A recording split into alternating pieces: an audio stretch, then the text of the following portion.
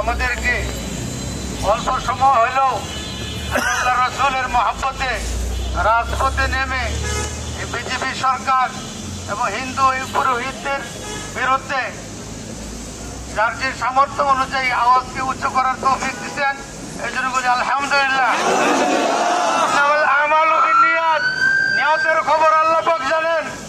আল্লাহ রাসূল বলেন, লা ইউমিনু আহাদুকুম হাত্তা আকুনা আহাব্বা ইলাইহি মিন ওয়ালিদিহি। এই হাদিসে বলেছেন যে আমরা এই বাংলার জমিনে আপনাদের সামনে গুরুত্বপূর্ণ বক্তব্য নিয়ে আসছেন ছাত্র সমাজের পক্ষ থেকে জনাব মুয়াজ পিকু।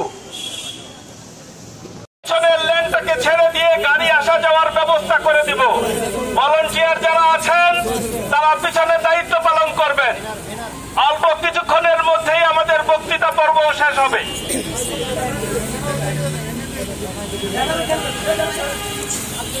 মাওলানা জাকারিয়া আল কাসেম, আমি হযরতকে তার আলোচনা উপস্থাপন করার জন্য অনুরোধ। সংগ্রাম চালিয়ে যাব। যেমন ভাবে নিজের জানের চাইতে রাসূলকে ভালোবেসেছে, নিজের বাবার চাইতে রাসূলকে ভালোবেসেছে, নিজের সন্তানের চাইতে রাসূলকে ভালোবেসেছে, নিজের সম্পদের চাইতে বেশি ভালোবেসেছে, ওই সাহাবায়ে কেরামের অবস্থান থেকে বলতে চাই, নাহরিকুনা নাহরিকা ইয়া রাসূলুল্লাহ, ইয়া রাসূলুল্লাহ, যতদিন পর্যন্ত এই পৃথিবীর মধ্যে আপনার একটা উম্মতের ফরজ বাকি থাকবে, ততদিন পর্যন্ত আপনার ইজ্জতকে রক্ষা করার জন্য জীবন দেওয়ার জন্য প্রস্তুত আছে।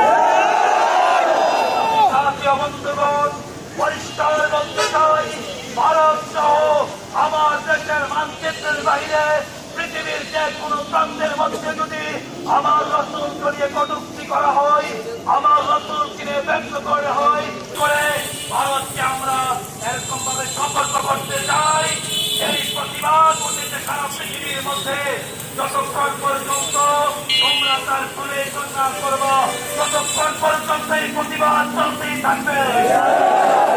দেশের মুসলমান সহ সারা বিশ্বের মুসলমান ভারতের পণ্য বর্জন করবে ইনশাআল্লাহ। আমাদের দুশ্মন, এই দুশ্মনের বিরুদ্ধে যখন আমাদের মানচিত্রকে রক্ষা করার জন্য, আমাদের স্বাধীনতাকে রক্ষা করার জন্য যারা আসবে, ইসলামকে রক্ষা করার জন্য, রাসূলের ইজ্জতকে রক্ষা করার জন্য, সকলে ঝাঁপিয়ে পড়ার জন্য, প্রাণ দেওয়ার জন্য, শহীদ হওয়ার জন্য আমরা এই বিষয়ে সচ্চার থাকবো। আমরা অবিলম্বে অন্তর্বর্তীকালীন সরকারের দৃষ্টি আকর্ষণ করে বলতে চাই, অবিলম্বে শিক্ষা বিতর্কিত নেতৃত্ব প্রতিবন্ধীদেরকে অপসারণ করতে হবে।